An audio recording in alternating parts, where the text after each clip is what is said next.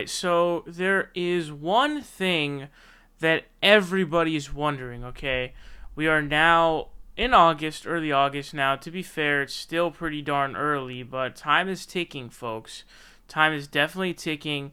We've already had two debates, okay? We've already had two debates. Those have both already happened. So, we're a little tiny bit through this right now. But the question that every single person out there asking who supports Bernie Sanders, they're saying, why on earth is Joe Biden's number in the polls, which is around 30%, not budging? He is not going down in the polls. Everyone who's a Bernie supporter has expected him to drop in the polls, including Kyle Kulinski, someone who had championed that idea. I figured it would happen myself. So it's like, hold on a second, what is going on here? Why is it not moving? So we're going to get into in this video is I'm going to explain to you, why it's not budging, as well as I'm going to tell you what you, as a Bernie supporter yourself, can do to help take down Joe Biden, okay? But before we get into that, I want to say that we are over at Patreon, and I'm posting Patreon-exclusive content over there. So the video recently that I just posted right now is looking back on the Young Turks and Alex Jones when they collided at the RNC. Jimmy Dore spat on Alex Jones's face, Anna Kasparian went off on Alex, Cenk Uygur was about to throw hands and square up, and it was just a total craze. And I look back at it and I talk about it, whether or not it was the right path to go, whether or not they came out looking the best they possibly could, etc., etc. So if you want to access that video, make sure to go over to patreon.com/theprogressivevoice if that is something that you want to be able to access. Now, I want to give a thank you to Brando Reese, Albedo Kaz, Joseph Beninati, Jay Singh, Emain Minad, all for becoming patrons over on Patreon. So go check it out, patreon.com/theprogressivevoice. That said, let's get into the video. So, this is an Emerson poll, okay? This comes from July 27th to the 29th, okay? So this is like about a week ago or so, just about a week ago. And this is Emerson, right? So Emerson, if you don't know, Emerson is actually a polling, organization that actually, it gives Bernie the benefit of the doubt. So it always ends up giving Bernie like the highest out of all these polls. So I think this is actually something very, very interesting to look at here. So if we look at these numbers here from this poll, the Democratic primary/caucus here, you have Biden at 33%, Sanders at 20%, Warren at 14%, Harris at 11%, then, Buttigieg at 6%, and it just keeps going down and down, down over here. Gabbard is, she's on there at 1%, Yang is at 2%. So here's where it gets very interesting. So I'm going to read this to you guys, okay? I'm going to read this analysis here because it's very, very crucial and very, very important to understand what they're saying here. So it says, Sanders reestablishes lead among 18 to 29-year-olds, receiving 36% support among that age group. In the earlier July poll, Sanders was at 24% of the vote among 18 to 29-year-olds. Warren follows him with 17% of the youth vote, followed by Biden with 12% and Buttigieg with 10%. Among 30 to 49-year-olds, Biden leads with 24%, followed by Sanders with 21%, Warren with 14%, and Harris with 10%.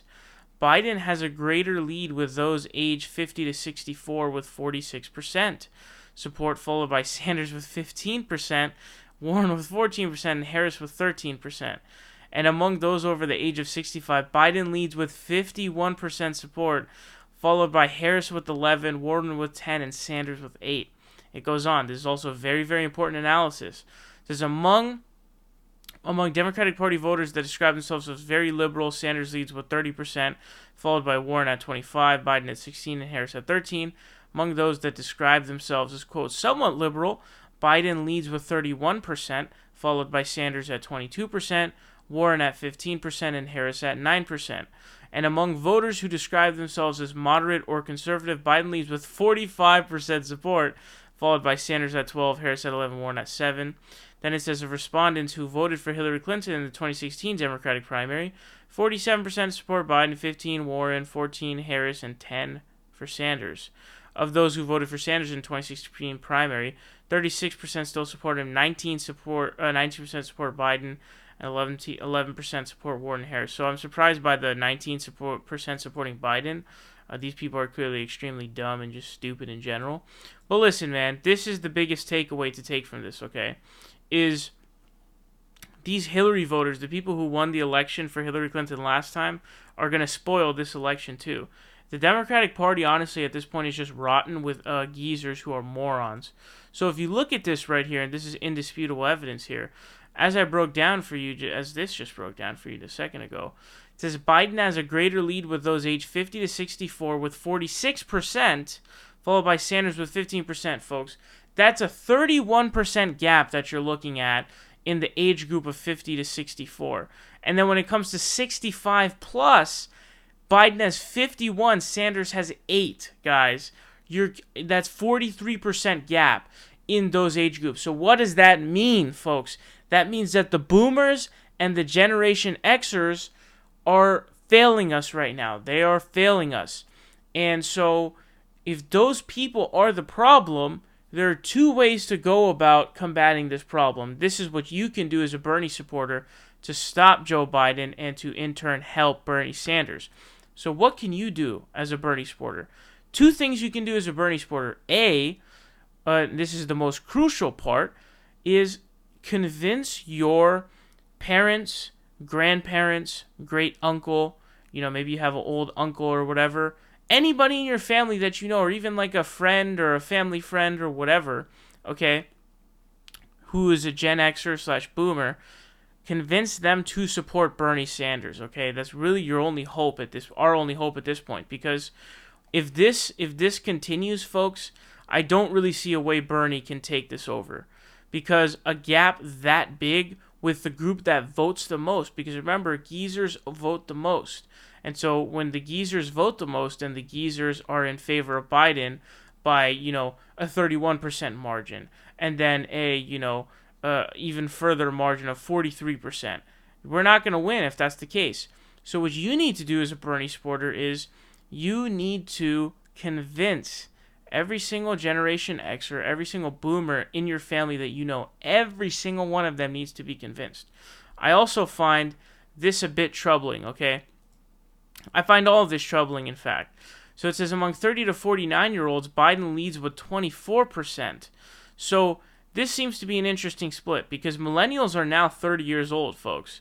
So, people who jumped into the job market in 2008 are millennials. So millennials have hit 30 at this point, folks. So that means that there seems to be a bit of a divide going on there, right? People who are like 45 and up are going to be more for Biden, but people who are more at that 30 to 35 age are going to be supporting Joe Biden. So I find that to be a bit interesting, as how there's like a divide going on there. But what else is also bad is that Sanders only has a 36% with the 18 to 29-year-olds. So that's not a good enough gap. So the second portion of what you can do to help Bernie win, convince like 5 to 10 of your friends, assuming you have friends, hopefully you do, is to convince 5 to 10 of your friends and as many people as possible, young people as possible, assuming you're young as well, convince the young people to go out and vote. Now, it's fairly easy to get young people to support Bernie Sanders, right?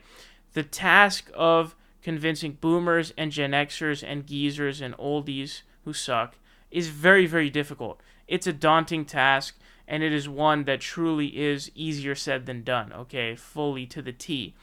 But it must be done, and you have to fight tooth and nail to be able to accomplish that, and we need that to happen. That's the problem. But the thing is that good news with the youth vote is it's not that hard to convince them to vote for Bernie. Young people love Bernie Sanders because they have a platform that, he's a platform that not only caters to young people, caters to everybody, but it also caters to young people, a group that has really been sort of just completely cut out of the entire process.